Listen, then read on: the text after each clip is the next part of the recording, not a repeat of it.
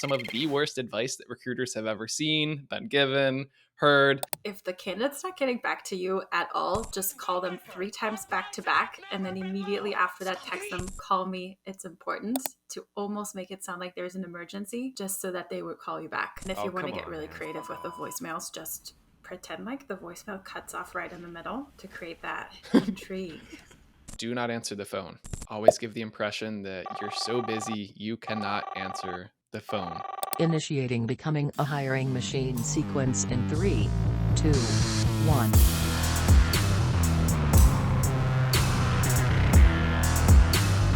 Hey everyone, it's Sam Keenley, and welcome back to Becoming a Hiring Machine. This is the show dedicated to fixing recruitment by going beyond saying what needs to change, instead teaches you how to make that change. Today we've got a little bit of a fun one with you. We have an amazing Mischief Monday. Spoiler alert, it's April Fool's. We're bringing Tactical Tuesday to a Monday. Before we get into that though, I just want to tell you a little bit about the show. Essentially, we have shows within the show here. Some days we have interviews with industry thought leaders and others who are shaking up the space, while other days we cover things like trending topics. Every Tuesday, drop by for a Tactical Tuesday episode where we go deep on how to do something that's going to help you drive better results in your day-to-day. Some days we open it up for Q&A. Listeners can drop in questions that they'd like to hear us take on. And occasionally you'll get a mic drop episode from Matt where he shares something that he's been thinking about within the recruitment space and wants you to know. All right, I know I teased it already. Tactical Tuesday on a Monday. Oh my God. You know, we couldn't resist doing a little something for April Fool's. So we've got a special Mischief Monday for you in the spirit of this day. So instead of being tacky and saying things like, here's what the best recruiters do, and then share the worst advice possible, we're just going to skip the tackiness of it altogether and just have a straight up episode of having fun calling out some of the worst advice that recruiters have ever seen, been given, heard. And I have a feeling there's going to be a lot of laughs here, and I'm also sure that one or two of these are probably going to hit a little close to home and have you looking back on some of the things that you've done over your time as a recruiter thinking like, what the heck was I doing? I'm so glad that I don't do that anymore. So with that, we've got our favorite co-host, Vivien, to join us as we'll start to go through this little Mischief Monday episode. All right, Vivien, welcome back. Hello. So rebellious today. Yes, all the rebelliousness. So as we think about it, it's like, okay, this could be a little bit fun.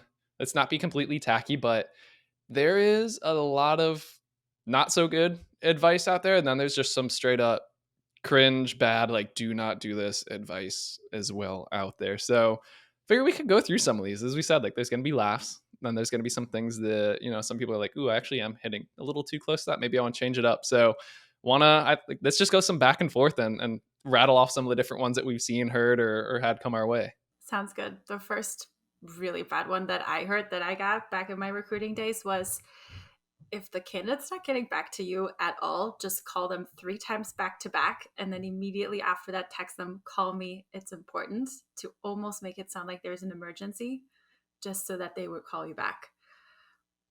What nobody realized is that they're probably going to be really upset that it's just a recruiter trying to get a hold of them because they have a really great opportunity for them. Yeah, not gonna land well. And I think that actually ties into another similar one that I've heard, where it's just like, keep leaving them voicemails, keep calling them. They're gonna have to pick up at some point. You don't want to look at my phone and see numbers I don't know, numbers that call a bunch of times don't leave voicemails or do leave voicemails that I know I don't want to answer. I just block that number. Like, you're not going to get through to me, nor will you ever be able to get through to me as a result of that concept. So yeah, I think that one might want to nix that one as well. I mean, and if you want to get really creative with the voicemails, just pretend like the voicemail cuts off right in the middle to create that intrigue. Oh man, Can you imagine you're listening back to a voicemail like and it like cuts off in the middle? I can. And then, okay, so intrigue. Ooh, they're curious. Like, what was Vivien going to say after that? As the recipient side, I'm thinking they knew that the voicemail cut off. It doesn't just like magically go out, and they didn't call me back to tell me what the rest of that was. Is this a sign of what it's going to be like to work with them? They're just gonna be like, that was good enough. They'll figure it out what I was going to say. They can read my mind. So yeah, I can only imagine with that one. Intrigue, you're scrapping for that one. And then if we go to the opposite side of that, you do get a call back from a candidate, from a client. Someone shared that they have had an individual tell them, do not answer the phone. Always give the impression that you're so busy, you cannot answer the phone. I don't understand the logic behind that one.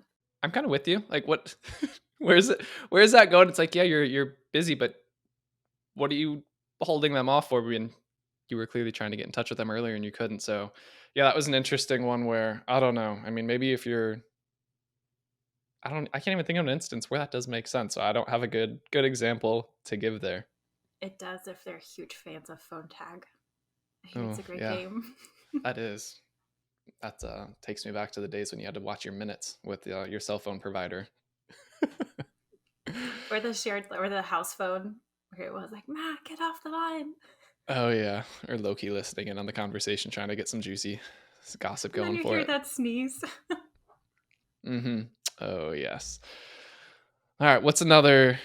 Any other ones around like calls, voicemails we can think of, or should we switch over to some other outreach advice? Best practices is always going to be don't do short term things just to get their attention. That would then leave a bad taste in their mouth because that's really tough to wash out. You're going to need very strong mouthwash for that one. And you don't want to start behind. You don't want to start a relationship off like behind in the negative, and then try and make it up. You want to add as many kind of like favors into the positivity bank and into the favor bank as much as possible. Deposit positivity, because then when there is a setback and there needs to be a withdrawal, it's a little bit better. Mm-hmm. Yeah. I'm fully with you. Always play the long game. The short term. Maybe once in a blue moon you'll get something good out of it, but more often than not, those hacks, those little quick trip tips are not the route to go. Okay. Let's go into a different direction. What do you think about MVP? Very highly touted biz dev strategy, right? Tactic. How the example is, how do you, or should you probably should market impact players that you don't actually have, that aren't candidates that you represent, to try to get the attention of someone with them. Because it's like, oh, this really shiny person, this perfect person for the role. But what happens if they're interested? That's a little bit of a hole you're in. Yeah. That's where it gets tricky, because when you do get somebody's attention and then they're like, I would actually love to speak to that person, send me over an agreement, I want to sign it, that sounds like a great person. And now you can't get a hold of them. You can't actually present that person. They're never going to work with you. That hiring manager is just going to say, nope, not happening. And they're not going to speak well of you. They're not going to refer you. They're not going to work with you. They will automatically block you, potentially the agency's or company's domain. You don't want to do that.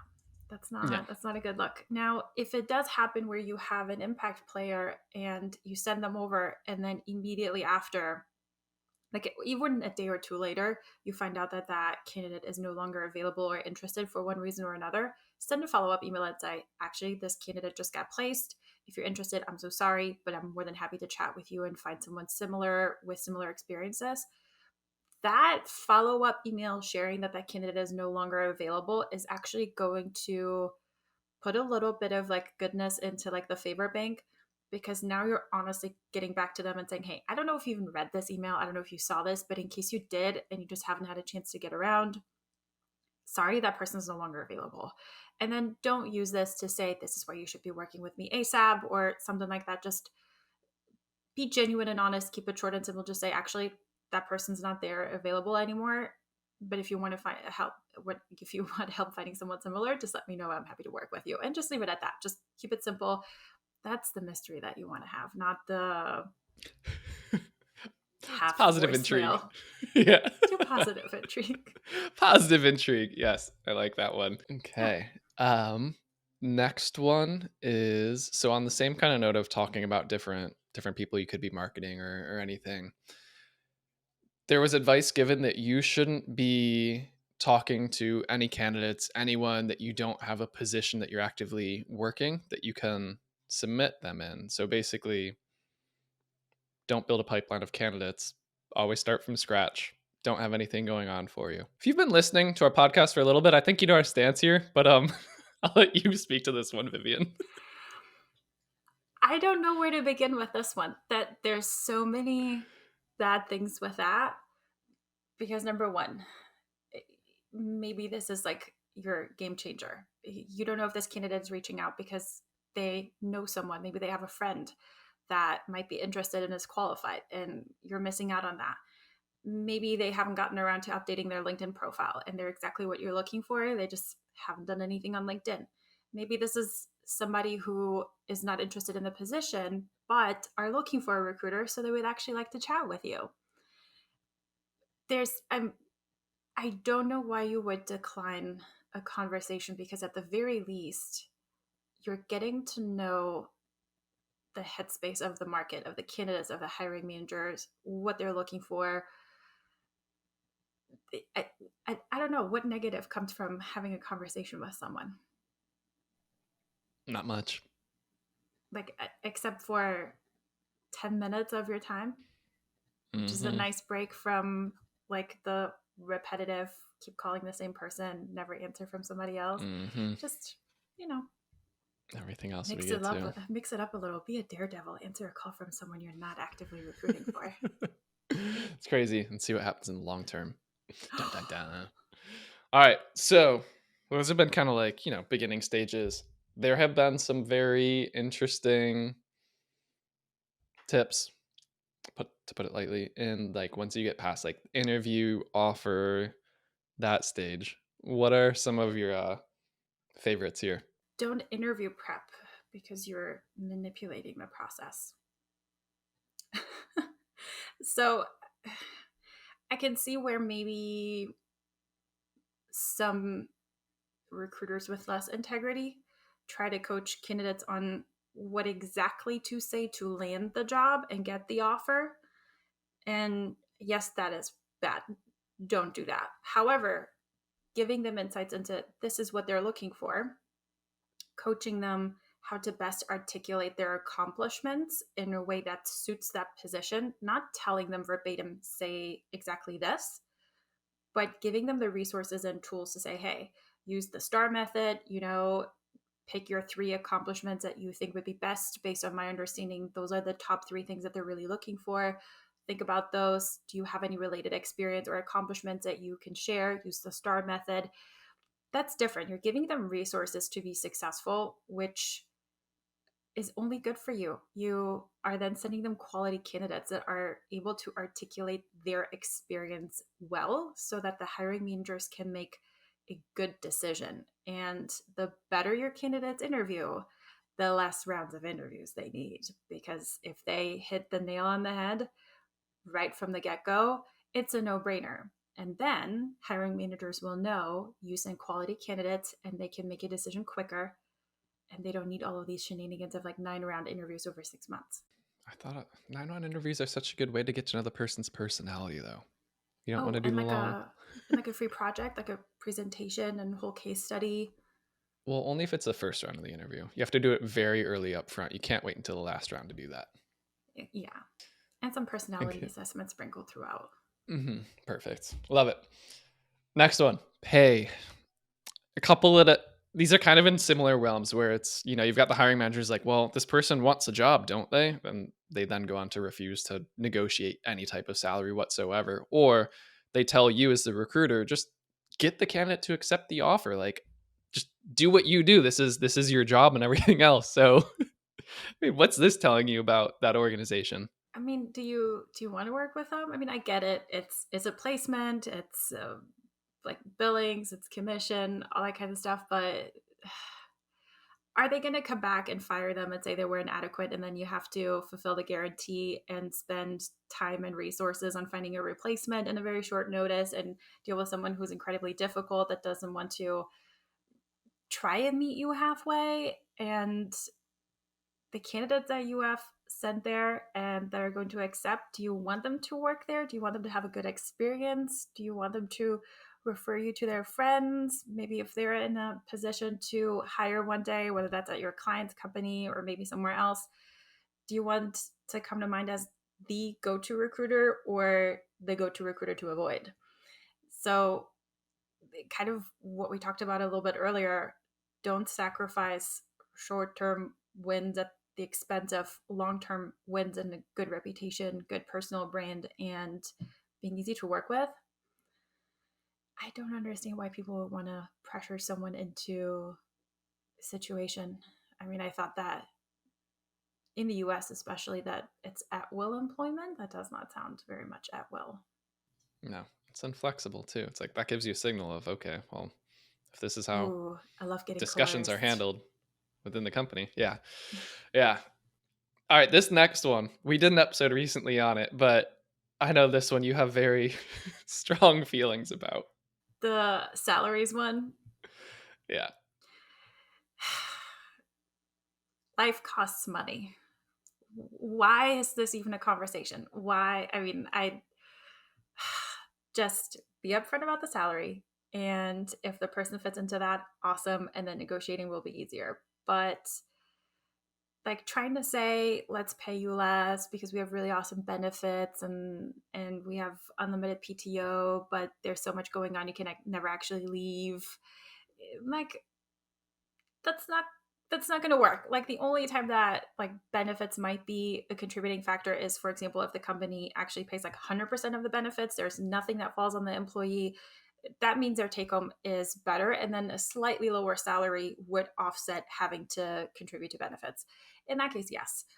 But saying we have ping pong tables and bean bags, I don't think so. I don't need to go to the chiropractor if I've got beanbag to work in, right? Or maybe Yeah, you do have to go you're more after that. I don't know. yeah. it's like there are some, this is where you can use benefits to negotiate within a tiny range, like within 5 to 10,000.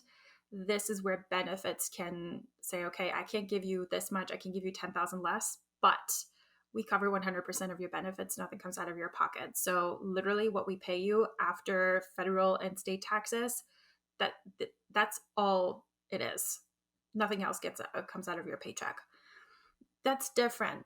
But if it's more than $10,000 between what the company wants to offer versus what the candidate is actually looking for, and it's coming up at the last minute, being asked to pressure them into it, I don't think so. Not the best move. No. Hmm.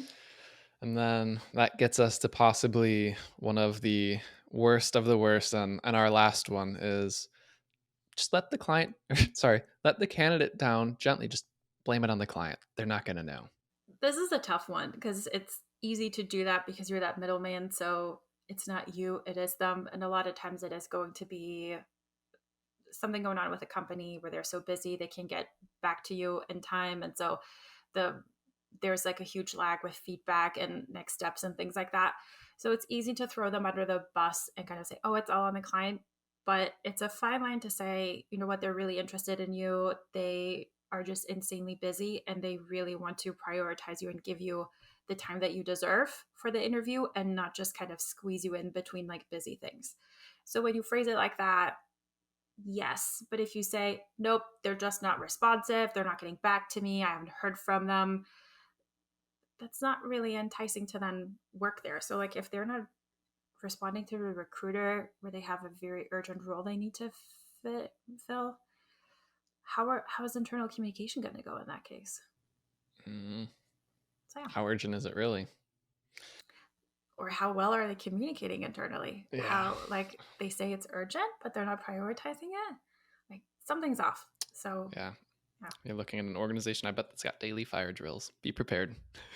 Oh boy. Well, that was fun in a way. I almost also am realizing like I like that we usually take such a positive spin on these because even just all this like negativity in this episode alone is making me like, oh, I think I need to go shower after we go through this. So reminder, this is all bad advice. We don't recommend, condone doing any of it, but you can learn from a lot of it and apply that to how you work with candidates, how you work with clients, and really just make sure that you're providing the best experience possible. So anything else to add before we wrap this Mischief Monday up?